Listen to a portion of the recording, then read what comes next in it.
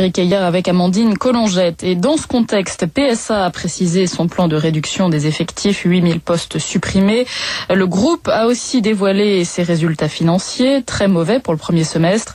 Après 2 semaines d'affrontements médiatiques, PSA et le gouvernement ont chacun sorti leur carte hier, puisque de son côté, le gouvernement a présenté un plan de soutien à la filière automobile, en misant sur les voitures propres et en demandant des contreparties aux constructeurs, notamment le maintien des sites français.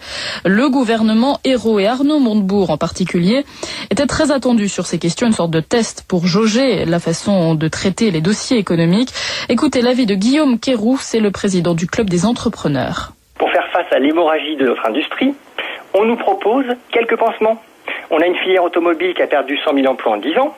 L'État a injecté 4 milliards d'euros sans contrepartie dans PSA, bilan de l'opération, un plan social de 8000 personnes.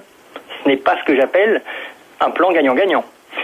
Donc l'État cautionne une stratégie qui a mené finalement au désastre. Ce plan est une énième prime à la casse qui ne fait que maintenir sous perfusion une industrie automobile à bout de souffle. Augmenter le bonus-malus sur les véhicules électriques et hybrides, c'est en fait privilégier les marques étrangères implantées en France au détriment de ceux qui en ont besoin, c'est-à-dire les constructeurs français, que nous sommes censés aider.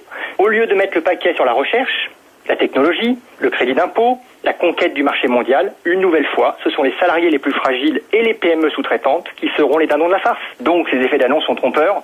L'État n'a en fait pas pris la mesure du risque qui pèse aujourd'hui sur les centaines de milliers de salariés de l'industrie française. Guillaume Quéroux, le président du Club des entrepreneurs au sujet de l'attitude du gouvernement dans le dossier PSA. Le groupe PSA qui voit sa note abaissée ce matin par l'agence de notation Moody's suite à sa perte importante au premier semestre.